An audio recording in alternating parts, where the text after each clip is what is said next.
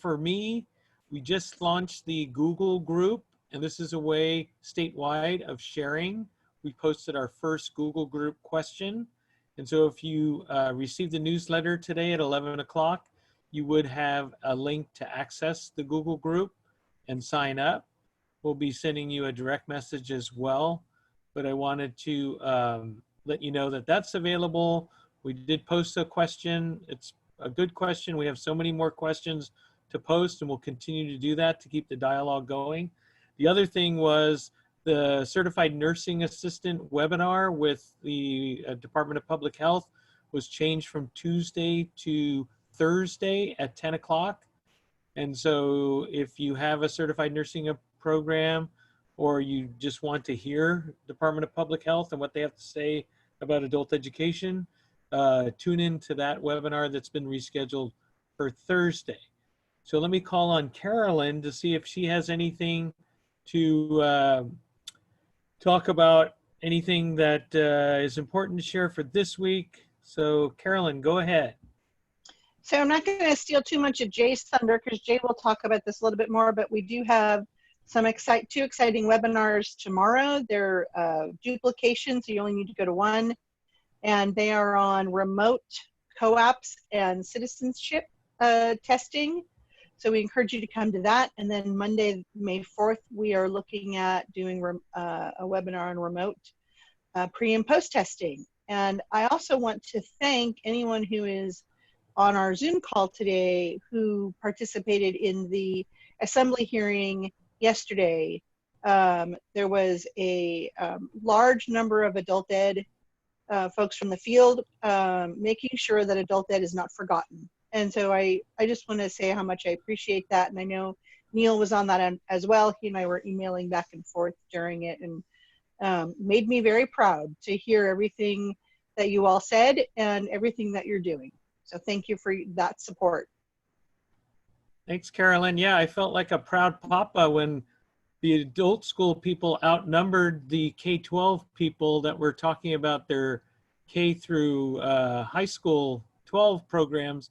And we had more people on the call talking about adult education, which was really impressive. So congratulations on those who were able to get through. Yep. All right, so Jay, anything to add? Anything that you want to give a shout out to? Mostly the same thing as what Carolyn talked about, but yeah, tomorrow, I think it's at 10 and 1:30, again, 2 repeat sessions. Carolyn will be co-presenting with Linda Taylor of CASAS, talking about remote co-ops and remote citizenship interview tests tomorrow, remote pre and post testing on Monday. So Carolyn will discuss policy and we'll detail the field studies we're doing to do EL Civics remotely tomorrow, and then again, pre and post testing on Monday. There's also a OTAN CASAS collaborated workshop on Tuesday afternoon. There's a bunch we've been doing together here over the last month or so. We're doing kind of a quote unquote part 2 on Tuesday that will specifically focus on local assessment policy. So we'll also be doing that soon. Thank you. Thank you, Jay. And let's see, we have Penny and Netta on the call from OTAN. Anything you want to bring up today?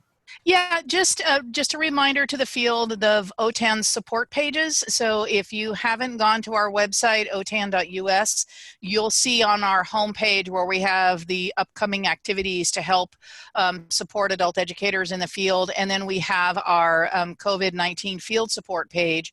And that is another place where we're collaborating with all of the other leadership projects to provide resources, as well as links and recordings of the webinars that we've been doing. So I encourage you, if you haven't seen it, go out and take a peek. And then additionally, the webinars that both Carolyn and Jay were mentioning you can register for them at the CaliforniaAdultEdTraining.org website. That was posted. I've seen that is on the job here already and posting those in the chat. So I encourage you to sign up. We have space for 1,000 participants. So get yourself in there so you're in line for those 2 sessions. I know they're going to be very popular and very informative to the field. And If you have questions about what we're providing on the OTAN website through the multiple agencies, please reach out to us and we'll be sure to help you out. That's what we're here for. And Jay, I won't share the page. Everybody knows, I hope, where OTAN is. We posted it in the links, so I don't need to share anything today. And I think that's it, to just let you know that we're here to give you a hand. Thanks for that. Okay, thanks, Penny. Netta, anything to add? No, I think Penny covered it. Okay. Thank you, Neal. Sure. Okay, and Holly is behind the scenes, but Veronica, anything to add before we get started? No, just a reminder to participate in the Google group. The invitation was sent directly to consortia leads as well as members. However, please check your spam filter just in case we were spammed out or your firewall blocked us. I know there were a couple of institutions that I will direct message that the Google group was blocked from, so I'll definitely reach out to you all to see how we can get you access. We did post a question, as Neal stated earlier, and we do have a couple of responses, but definitely use this as an opportunity to engage with everyone and kind of get immediate conversations and feedback going. So thank you all for contributing to the Google group, and also continue to follow our COVID-19 page as well. Each time we have one of these regional network meetings and resources are shared, we immediately add them to the page. So definitely be sure to check it out as that page continues to expand. Thank you. And Veronica, if a coordinator or a teacher who's not a member rep, or maybe another administrator, could they share that Google group invite to include them on the, to access the page? How would that work? Yes, absolutely. In the invitation that we sent, we definitely let everyone know that if there are colleagues who would like to join, just use the link and we'll receive a request and we'll accept them upon receipt. Great. All right. Did I miss anybody that's representing either a state program or vendor? I think I caught everybody. So let's go into the sharing. So what we've done, we've kind of laid out by program area, but some people like to go by region. Some people just like to talk about their whole program. And so it depends on what you guys want to do today. We have, you know, a good 45 minutes of sharing. You can ask questions of the experts. You can share what you're doing. You can talk about yesterday's budget hearing. You can do whatever you want. You can talk about pre and post testing, even though the webinar is coming up. So it's whatever's on your mind and whatever you want to share. I mean, we want to promote the sharing of kind of successes and any challenges. That's why we're all here. So I'll just open it up to see how you want to get started. If you want to share about a program, if you have a question, you don't have to put it in the chat. You can just unmute yourself. You have the ability to do that. And so we can hear your voice. And if you want to share your video, we can see you as well. So I'm going to stop talking and let you guys take over.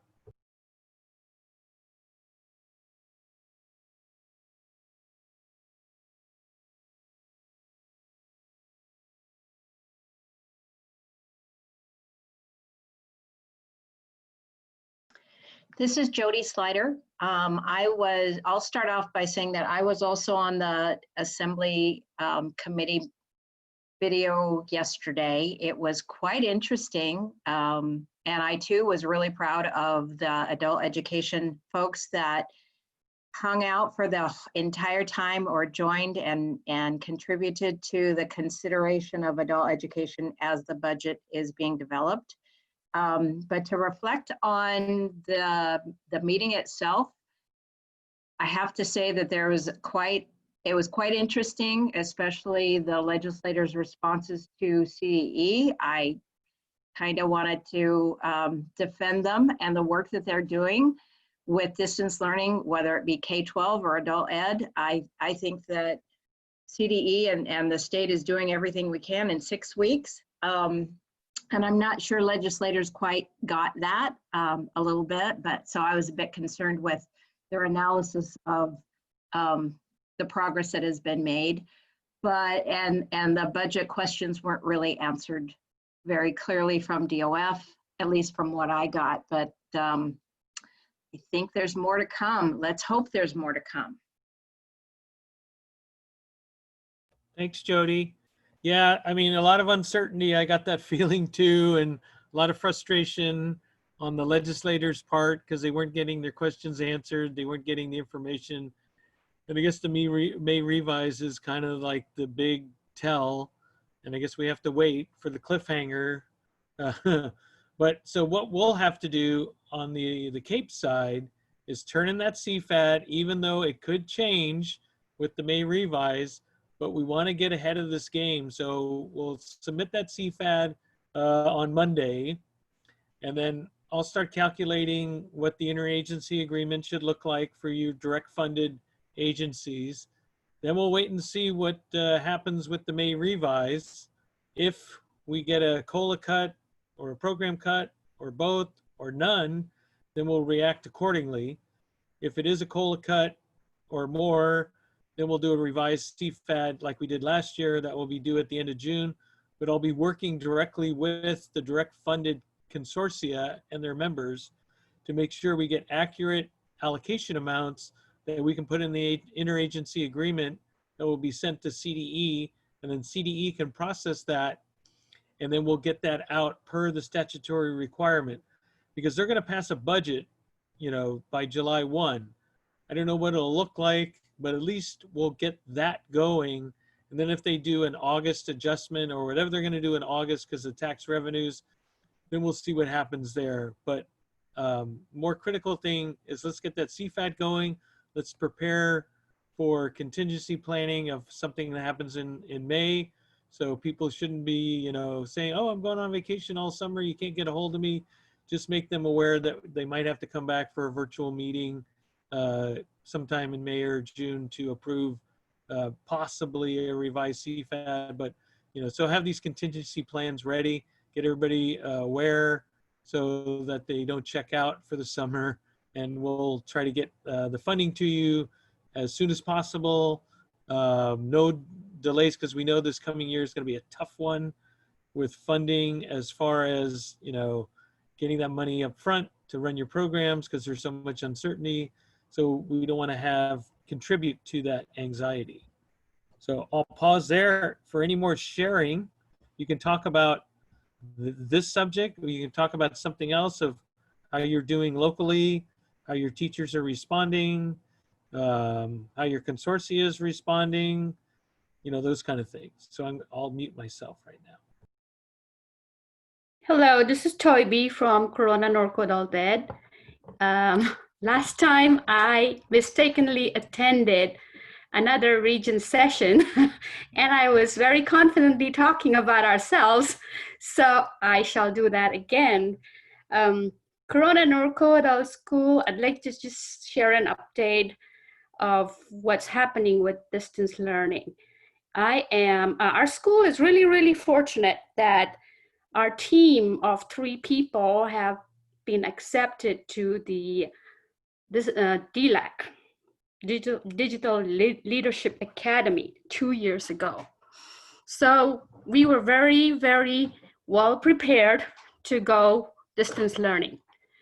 However, we are very lockstep with our district, and so it took a while for our district to allow us all to start classes. So we did have 3 weeks lag. Despite everything, we had a PLC for our CTE team day before yesterday, and yesterday we had ESL team PLC, and today we have ABEASC PLC for all the teachers. And I have to say, thanks to OTAN, our team is already on board and all the teachers are doing things that are phenomenal, because yesterday's ESL PLC, in the past, we've had some kind of attendance that was not as regular. And yesterday we were so proud to see all 20 teachers on Zoom learning and sharing what they're doing with their students. And the tech team was there to support each one of those students. Our tech team leader, Marcy England, has done an awesome job of putting the team together, each team member supporting 5 to 8 teachers. We have all our resources up on our website with all the guidelines that are necessary for privacy concerns and all of them. We've got a resource pad for social, emotional, and physical support for our students on our website. And I just want to say thank you, OTAN. You're welcome, Toby. You have a great team working out there, I'll tell you. They're amazing. Thank you. Right. So is there, Netta, can you share a little bit more information about the DLAC, just in case people are wondering? Yeah, so Toby is referencing DLAC, which is our Digital Leadership Academy, which is a 2-year academy that you apply for through OTAN. Applications open up we're hoping by May 11th. And so what you're doing in the academy is really working with a contractor that we hired that really helps with time management, project planning, and then the agency, which is built of three educators, and the educators can be in the same program area or in different program areas with a nominating administrator. And the team works on a project that will assist their program areas. So for example, Corona Norco really wanted to get their students online, their ABE students online with their math program. So they developed a Canvas program and then uploaded all their courses on there, but then became leaders in COVID-19 to get all of their educators using Canvas and on online. So we're very proud of them. So Corona Norco is one of 7 that are currently in the cohort, and other agencies are doing something along the same lines in different program areas. And so in that 2-year academy, you are, again, have training through through our contractor with time management, project planning, leadership, digital leadership.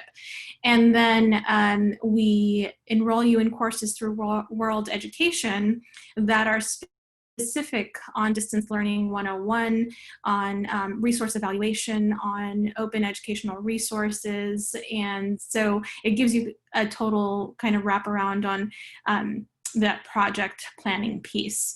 And so after you're done, you are, the first year you go through the training with our contractor with time management leadership training. And the second year you're in those courses developing your actual project. And so our final reports are on May 15th, and they are going to be posted on the California Adult Ed Training calendar. So I encourage you to tune into the final reports of our DLACers, which will give you an overall understanding of each person's kind of struggle and strengths in each project area, and then their presentation on what they did with it throughout the 2 years and moving forward. May 15th, we have 2 webinars scheduled. They will be posted on the calendar. They're not yet posted. We just got them finalized. So I hope you are able to tune in and learn more about our DLACers, along with our friends from Corona Norco, who are amazing also. Thank you. Great, thanks, Netta. Okay. So any questions that people have or any additional sharing? I think, so when you're talking about high school diploma, I know we had some issues with the GED or HiSET testing that we're still working through.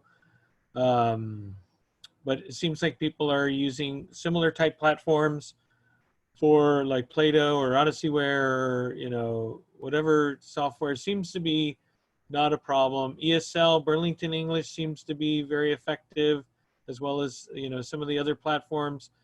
CTE seems to be a little more problematic, but Canvas or Zoom or Google Groups, the hands-on stuff is still, you know, for certification and other things seems to be problematic still. And then K-12 Success, AWD, we have had a couple of success stories with AWD using Zoom.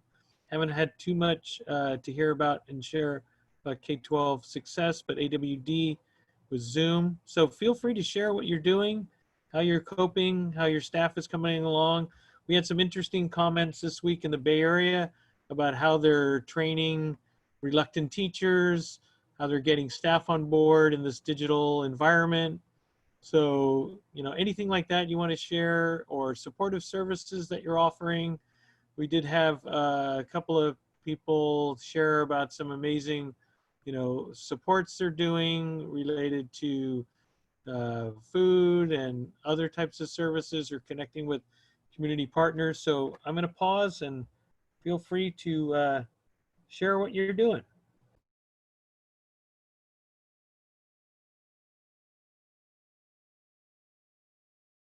Hi, this is Gina Bogdan with College of the Canyons. I'm actually new to this group and to non-credit and the regional collaboration with our Heart District. My partner in crime, Marianne Doyle's on as well.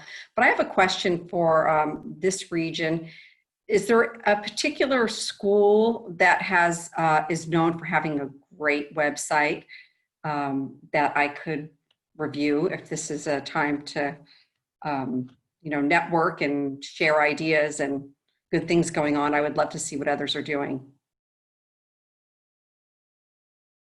So Gina, one that comes to mind, I'm not playing favorites, but they're the biggest one in the state, is LAUSD. Has an amazing website with a lot of online courses, curriculum, you name it, they got it. They're big, and they can provide a lot of support. So that would be my first suggestion, but I'm sure there's hidden gems out there that other people can suggest. So I'm going to mute myself and see what other people have to offer.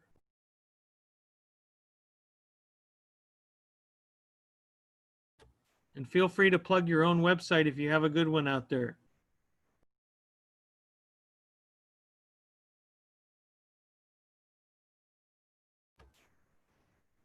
So Tabai says Corona Norco Adult School is a good website. And so she listed that in the chat, Gina. I'm not surprised. You can take a look at that one. Thank you. And then Kim Walker, she says, I'm using my adult ed technology teacher who is bilingual to provide tech support to my ESL and other classes. So she just wanted to share that. Beth has her school. She's out of the area. She's up in the Bay Area, but adulteducation.pleasantonusd.net. Not that it's great, but feel free to check it out. And then Bev, Chafee Adult School can be translated into several languages at a click of the button. So that might be interesting to take a look at. Yeah, that's impressive. Okay. And then P. Lewis has shared an Aztec software link. Emma has her inlandaebg.org, which is the San Bernardino area, San Bernardino College, and their consortium members. And then Dana says Fontana Adult School, lots of videos and other information on what students are doing. And then Dana or Bev, can you share with Beth about how you set that up at Chafee? Okay, so you're getting a lot of sharing here, Gina. I'm sure got more than enough, right?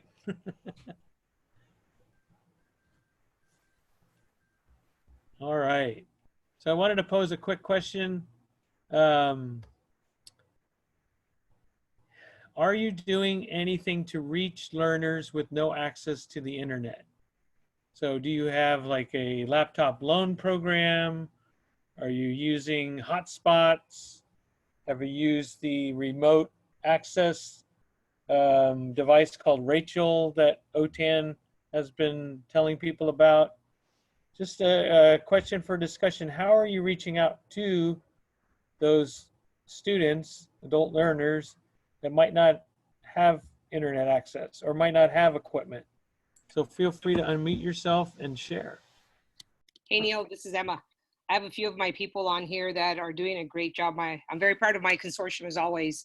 I do have Redlands who's on here, and they actually drove out and delivered laptops to people who didn't have transportation, which was a great thing. And I have 2 sites that are doing ESL packets where students could come in during certain hours to pick those packets up. And then they come on a certain time to drop them off, and the principal has been scanning those and sending them to the teachers. As well as another site who had an open half day to have students come in and pick up those laptops, as well as our colleges doing the same, having the library open for students to come pick up the laptops, but then also to use the Wi-Fi to be able to get on classes. So those are just some of the ways that we've been addressing that issue for students. Yeah, this is David Finley from Redlands. Thank you, Emma. I just wanted to say we had purchased Chromebooks that we checked out to our students even before this happened. But just in case you are connected to K-12 districts, as many of you are, we did that by using all of the laptops that the district had purchased for the K-12 systems that had gotten pretty old, and refurbished them into Chromebooks. It just took, there are companies that will do this, and it's a lot cheaper than buying new devices. And they put in a new battery and basically turned them into Chromebooks.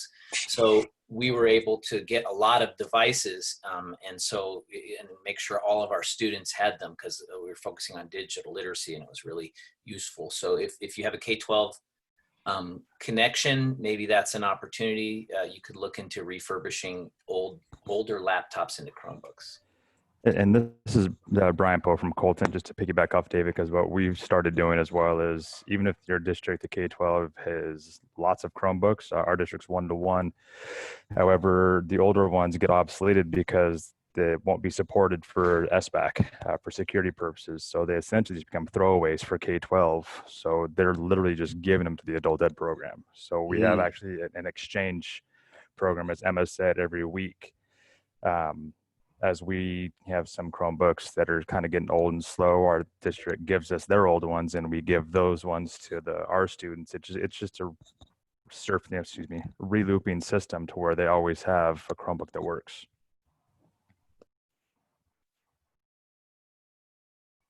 Hey, Neal, question here. Go ahead. Okay. Hi, everybody. Ryan Whetstone, manager for the Mount Sac Adult Ed Consortium. So my question is on the side of, has anybody compiled a list of tech companies that are providing free or low cost hotspots or internet service, Wi-Fi service? So I'm hearing that schools and districts are getting devices out, but now the other side of the coin is whether or not families actually have online access. And so has anybody compiled some type of resource page that they can share? Or I didn't catch it on OTANs, so maybe Penny, you can tell me, did I miss that?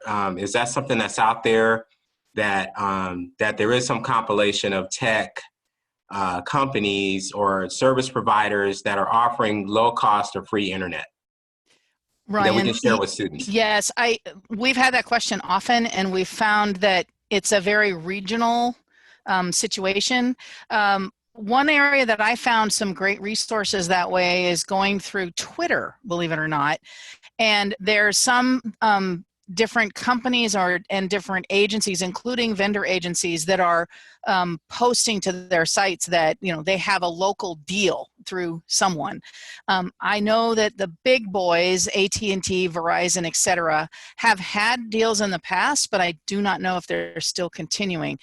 We've heard in other regional meetings, and Neal, you can back me up on this, that there have been a few agencies that have reached out to their local providers in terms of cell service, and been able to purchase really good deals with hotspots. I mean, like $20 or something, and they're available for a year. But it's, there is a cost there, whether the agency passes that on to the learner or not, of course. But there are out there, but they seem to be very regional. And otherwise, it's checking the big AT&T, Verizon, all those guys to see what they have available. Okay. All right. Okay. Thanks a lot. And I see some links coming in the chat also. I'll download that. Ryan, Veronica posted a link that Saddleback shared with us. Yes. From a previous call about some of the things they've seen in their Orange County area freebies. So I don't know if that applies to, you know, Eastern LA basin. Well, it doesn't hurt to look. Yeah, you know, and especially if it's a major company, then I would just have to follow up locally. So that's fine. I just I wasn't sure if anybody had already done that legwork already. So this was the place to ask. Yeah, there's a lot of responses for you to wade through, and you can always, to save this chat, just click on the bottom left-hand, right-hand corner, those 3 buttons. I always do. All right. Everybody, one thing to look at real fast is, I haven't researched what I thought about it right now, but Google actually now has their own Wi-Fi system, Google Fi, that they're big right now with trying to help with the COVID-19 and for education and technology. So that may be something everybody can kind of look at. Google Fi it's extremely cheap, and they borrow services off of different providers, including T-Mobile, which actually now has one of the biggest cellular networks in the country. So just something to look at. Hey Ryan, this is Colby Franklin from Department of Ed. There is a list of internet providers with free services up on CTE Online that have been collected by some of us that are trying to work with the CTE folks. You'll be able to find it under resources for adult ed distance learners.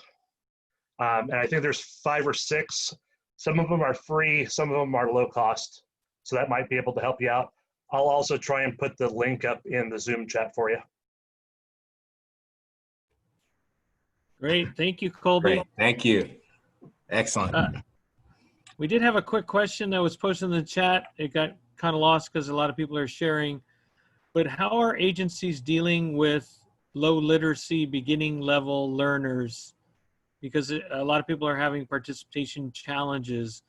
So kind of along the lines of access, kind of along the lines of equipment, how are you getting adult learners set up that are in your low literacy beginning level classes? If you want to share how you're tackling that dilemma, that digital divide. Hi, how are you? My name is Rina Vasquez. Well, we're dealing with... Just speak up a little bit so we can hear you, sorry. Can you hear me now? A little bit more. That's better, that's better. I'll try my best. Well, you know, I'm using emails, I'm using even the phone calls, anything that is possible to reach out. Most of the students that I have, like I said before, they are low income, and using technology altogether is fairly challenging. So I'm just looking for ideas to how other agencies are dealing with this population. All right. Let's see what people have to share of, you know, we see from the survey data, about half of the schools that are answering the survey say their enrollment's down about 25% or more. So I wonder if that's in the beginning level classes, in the entry level classes with those low literacy learners. Let's hear how you're overcoming that or how you're helping those students. Thank you, I appreciate all the help. Sure.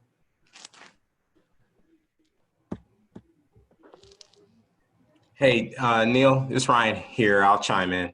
Okay. We just had our, well, we had our ESL work group meeting last month. And one of the things I revisited with our ESL teachers, coordinators from across our consortium was the X Prize mobile literacy software winners. So if you guys remember the X Prize, you know, that was like the 3-year process where they developed mobile, they had that competition to create learning apps for low literacy learners. And I just reshared those winners with my ESL group as an option because they were developed for mobile platforms, primarily for Android users, but still it was something that was supposed to address low literacy where people just didn't have access to anything. So the idea was they created it for a cell platform. And initially when they were going through the XPRIZE process, there was resistance, you know, just because they said some of the students, a lot of students weren't really using it. They preferred to come to class and just take advantage of the teacher-student interaction. But I said, you know, the times have changed drastically. And now they're forced and we're forced. So now it created the situation that those programs were devised for. So a few of my teachers on the chat said they would revisit the XPRIZE winners and share those with their students. And so you guys know that those apps were supposed to be offered free or low cost. And remember, CASAS was the measure for the effectiveness of those applications. So they were sort of aligned to CASAS as well. So I'm going to post those back in the chat. So if anybody wants to take another look at the XPRIZE winners for literacy, that's something that everybody can do. Great, thanks, Ryan. Thank you for sharing that. We look forward to posting that link. So let's see, Bev, Chino Valley Adult uses instructional aids to translate when needed and explain technology questions and how to participate during Zoom classroom meetings, which are held regularly. This is for beginning low levels. That's interesting because I think on Monday, someone shared that I think they were using the childcare attendants that are no longer needed, but they were bilingual. And so they're using those aids to do one-on-one text support as far as bilingual text support with those entry-level, low-level ESL classes. And so they're matching them up with, you know, those assistants in the office. And so that seemed like an innovative way to connect, you know, through the, you know, language barrier and maybe, you know, troubleshoot and provide some one-on-one assistance. So I'm just sharing that. I recall from this week in another regional meeting. This is Carl. Go ahead. This is Carl Hampton from Chino. One of the things that we are doing, like Bev said, is we're having the aides actually in the Zoom meeting. So they're one of the participants. So if there's a question, they can answer it right there as a part of that too. So it seems to be going pretty good. We have Korean, Spanish, and Mandarin speaking aides in the meetings, a lot of them. So that really seems to help. Oh, great. Thank you. And Margaret, one second. Margaret shares Remind is the best way to connect with beginning low, being text message applications. But go ahead, whoever was going to speak. That was me. This is Jody. I know they're on the line, but I want to share a wonderful practice that I heard from Dr. Anna Marie Montanez from Harupa that she has implemented at Harupa Adult School. She connected her office staff with each one of her teachers that are providing distance learning as support. And so those staff members are, from what I understand, and Emery, jump right in if you want to, but those staff members are reaching out and connecting with students in addition to the teachers to provide that additional support that's needed for those low literacy students. And so just the connection between the teacher and support staff, as well as with the students, they're having much better success at helping those low literacy students, getting everyone on board and providing the additional support that's needed, whether it be digital literacy or a language barrier, but just making sure that every teacher has another staff member that's working with them in their class seems to be like a great practice to reach those students. Great, thank you. So from the chat, CJUSD is working on a relationship with, I think it's pronounced Alexia, to have our low literacy use their Power Up literacy program and reading program. So please keep us posted how that's going. Mitch shared Program Ideal publishes Ideal Distance Education and Blending Learning Handbook, and he left that link in the chat.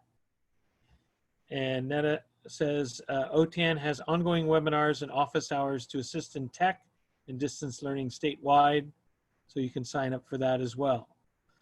Beatrice says College of the Desert has been providing one-on-one assistance to students who need it over the phone.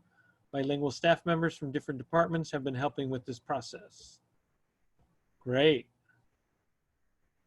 Okay, so we have about a little under 15 minutes.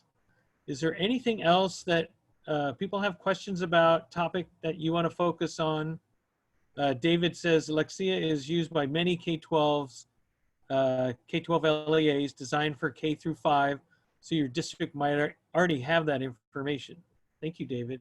Yeah, David, I'm sorry, Neal, that's exactly how the piggyback is coming. I'm working with the rep because our district CJOC already has Alexia, but it's not necessarily designed for adults. It's very childish stuff. However, the reading and the comprehension they can do with their students. So that's kind of why we're working on seeing if they can gear it towards the adult low literacy individuals. Okay, keep us posted on that. That could be a breakthrough there, right? All right. That's exactly what I'm going for. Okay, and then Netta offers OTAN office hours. Your teachers can get one-on-one help and guidance on how to start and maintain online instruction. And then, let's see, I missed David's chat's getting crazy here. David says, partner kids with parents. It really is impactful for both. So that literacy issue, you know, those kids can help those parents navigate. So good idea. And then Penny said, Read Theory is another site for reading and allows for teachers to monitor learning progress and learner progress. And she left the link there. Okay. And don't forget about the Google group, but we still have a good 12 minutes. Anything else we want to talk about today? Or anything you're curious about? Yeah, Neal, I have a question. You mentioned, this is David Finley from Redlands. You mentioned at the beginning that the May revise may provide some clarity in terms of things in the future. But can you, it seems to me because they changed the tax filing deadline that the May revise is not going to have the actual true information in the way that it has in the past. So in other words, I don't know what that, in other words, is there going to be an August and a September, I mean, or whenever the new tax deadline is? Yeah, it's a good question. So the way we understand that it'll work, because they haven't changed the statutory requirement of passing a budget. And so they still have to go through that budgetary process. And so I think there will be, once they pass the budget, whatever that budget will look like. And so the May revise is kind of the critical point in time to see, you know, when the smoke clears at mid-May, what are we going to get? You know, are we going to lose our COLA? Are they going to cut our base funding? Or are we just going to maintain our base funding and move forward? So then once that budget gets passed, then there'll be probably adjustments.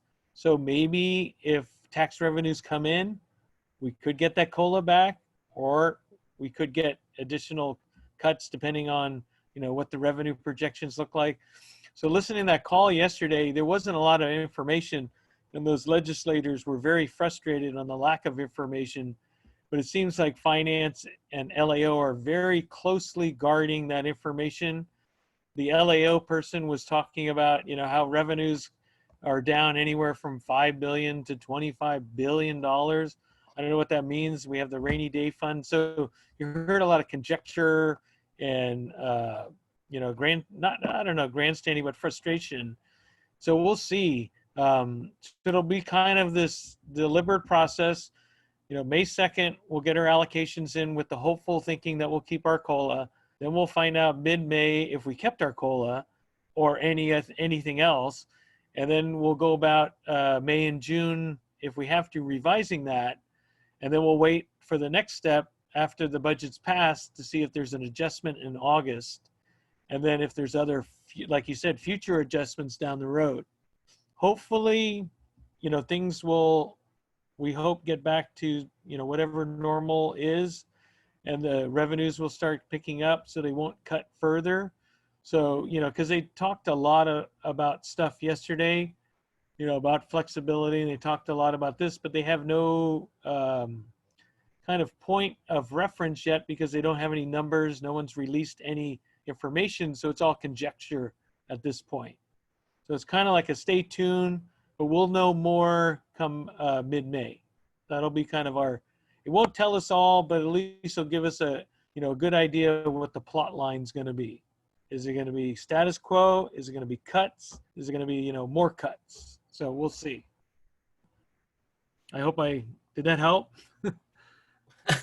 Well, you know, it's for us, the focus is, I mean, this is the time that we plan for next year. And so it's hard in the field to be planning for next year. We have been thinking, you know, a lot of us have been expanding and really thinking about increasing access. We know the need is still, at least in our region, is still greater than our ability to meet the need before any of this happens.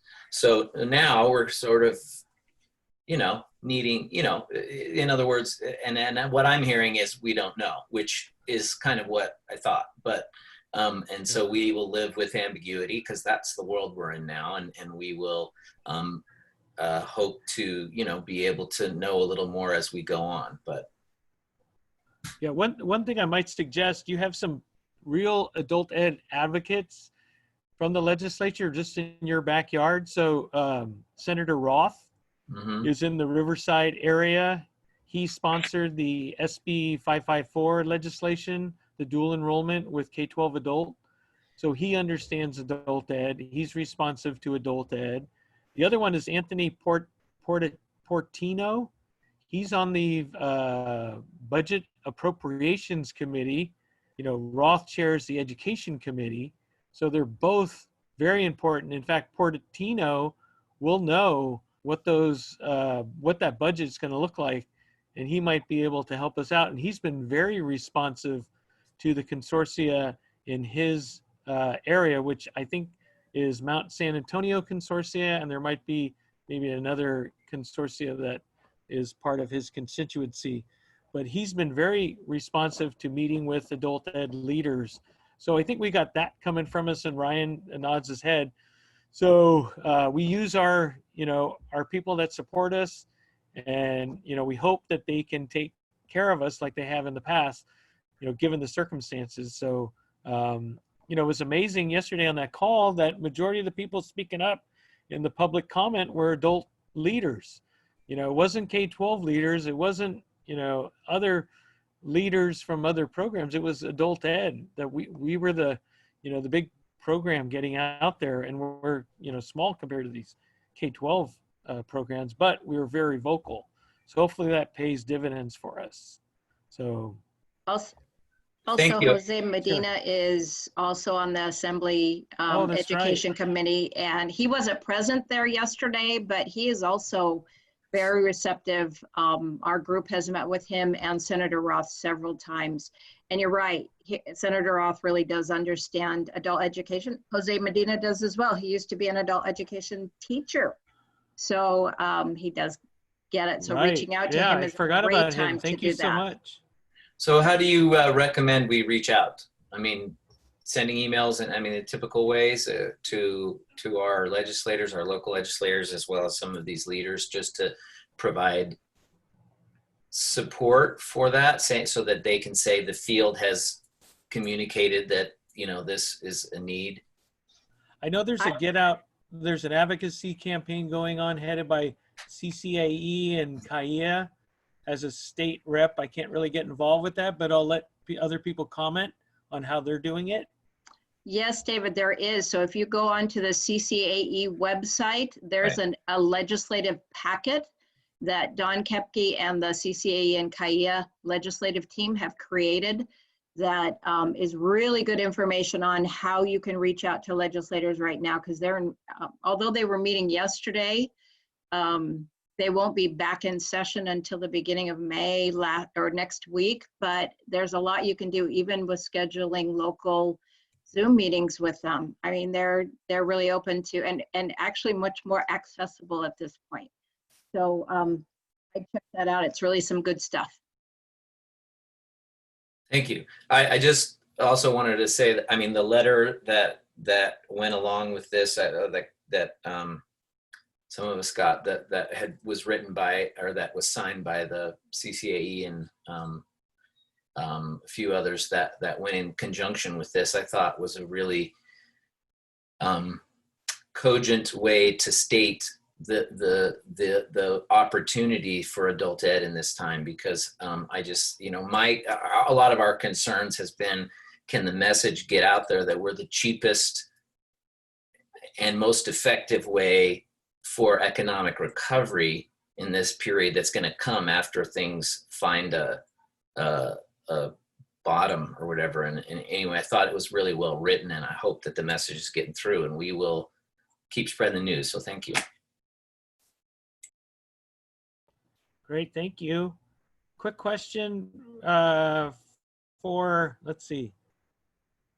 Quick question for Carolyn, if she's still on, or Colby, or anybody on from CTE.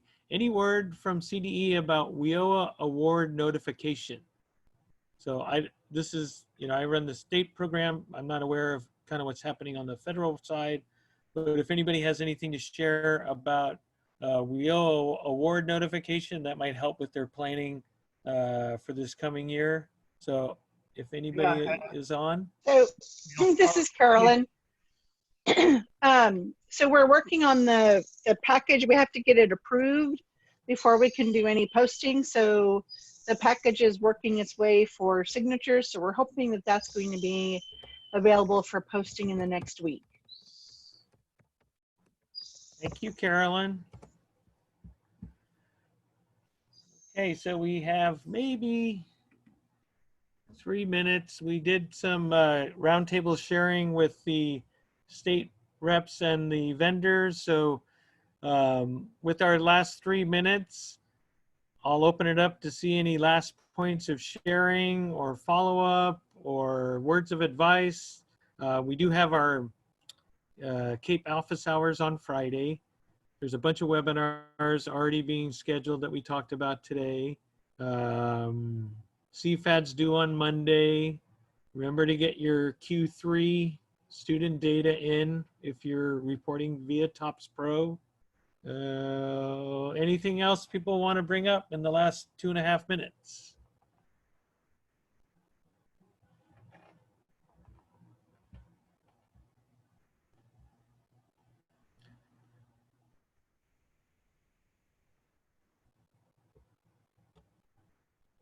All right, a lot of people are leaving for other meetings, so I'll turn it back over to Veronica with any reminders. And Jay, if you have any last few words you want to say, feel free to voice that now before we I think I'm okay, off. thanks.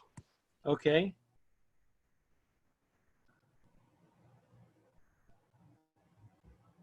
All right, Veronica, any parting words? We thank everyone that was on the call today for sharing a lot of good information. Like Veronica said, it'll be archived, so you can go back through the chat. And look forward to seeing you possibly on the Google group and sharing a lot more information. We'll be posting new questions from time to time for people to comment. So looking forward to keeping in touch that way as well. All right, I'll turn it over to Veronica. All right, thank you, Neal, and thank you everyone for today's discussion. There were a lot of resources shared, so we'll be sure to capture that information and post it on the website so that it's readily available to everyone. The recording will also be posted on the website later on this afternoon, so please be sure to reference it as well as send it to other colleagues who may benefit from this discussion. We posted the Google group, so if you haven't already, please be sure to join that to continue the conversation, as well as share with other colleagues who may be interested in sharing their experiences as well. I also posted the registration link for this week's office hour, as well as the 2 remaining regional network meetings. You are more than welcome to attend those upcoming meetings if you would like to engage in dialogue with members of CAP from other regions. So definitely be sure to sign up for those if you're interested. Thank you all so much for your time and your participation this afternoon, and we hope everyone stays safe until we speak next time. Have a good afternoon.